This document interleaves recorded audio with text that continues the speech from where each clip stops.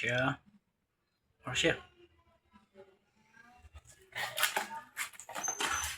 Marcia. Marcia. Marcia. Marcia. Marcia. Marcia. Marcia. Ramdaman mo, Marcia? Ha? Ano nararamdaman mo? Kawawa ka naman, Morsing. Morsing? Morsing? Morsing? Morsing? Ano nararamdaman mo? Ha? Ba't bigla ka ng hina? Ha? Okay ka na? Ha? Ha? Okay ka na?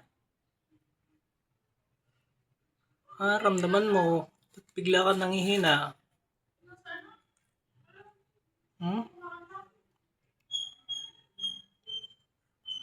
Morsing? Morsing? Ha? Hina ka? Nagutom ka, Morsing? Ha? Morsing? Nagutom ikaw? Ha? Gutom ka? Ha? Nagutom ikaw? Ha? Anong nangyari sa'yo? Ba't bigla ka nang hina?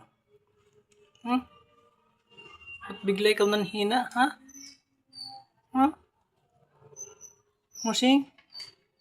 Bangon ka. Halika, bangon ka, kain ka. Morsing, ito may pagkain ka dito, dala namin. Bangon ka. Ha? Bangon, kain ka, halika. Morsing.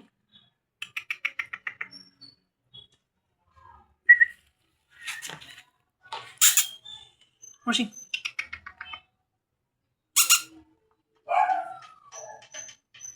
Okay ka na? Ha? Okay na pakiramdam mo, Morsing? Ha? Guys, ganito atakihin pala yung aso sa epilepsy. Parang tao din pala. Nagkakaroon din pala sila ng karamdaman na epilepsy. Niliguan ko siya. Pagdating namin ngayon, niliguan ko siya. Dahil sa sobrang init. Bigla siyang nangisay. Tapos dumapa. Hindi pa nakabangon simula kanina hanggang ngayon. Ayun o. Parang nakaka-recover na rin. Ayun na, bumangon na. Mga 3 minutes din bago siya nakabangon. Nangisay siya bigla kanina. Nanigas yung mga niya, mga paa. Tapos biglang nangunat yung mga paa niya na hindi niya maitupi. Ayun na, bumangon na. Ganun pala atakihin yung aso, parang sakit na epilepsy. Nangingisay. Ayun na, nakakilos na. Niliguan ko kasi siya dahil sobrang init namin pagdating ngayong hapon. Kaya niliguan ko siya.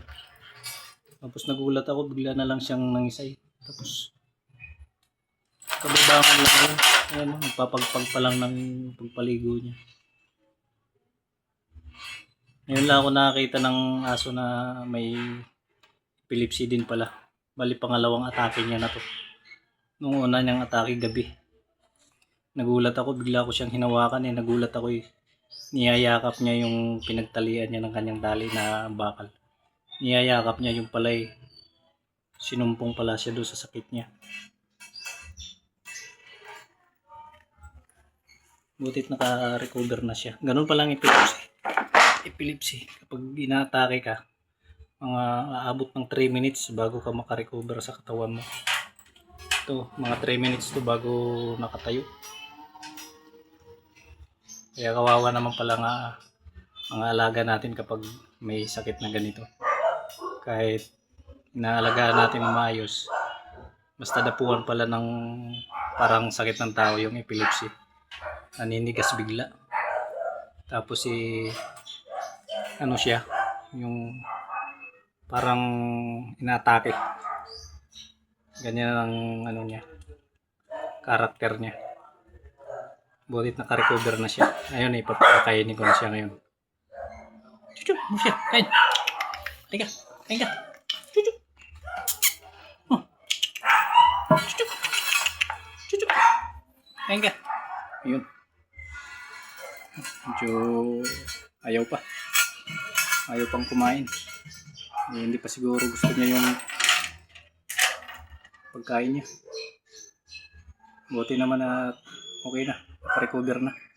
Kanina kasi nung niliguan ko siya nung katapos magligo nangisay siya. Bali pangalawang atake na to ng epilepsy.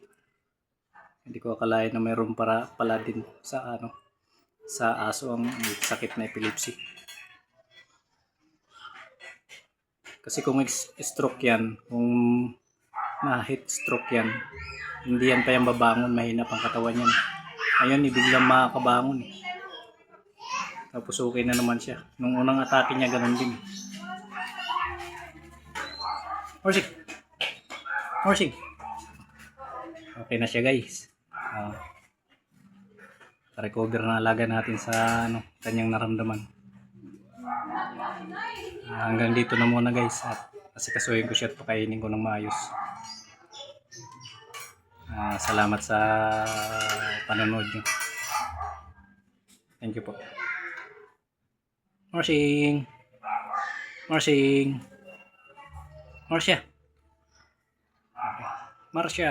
Okay ka na Marcia? Sige. Marcia! Marcia! Okay guys, thank you na muna. Salamat sa panonood nyo.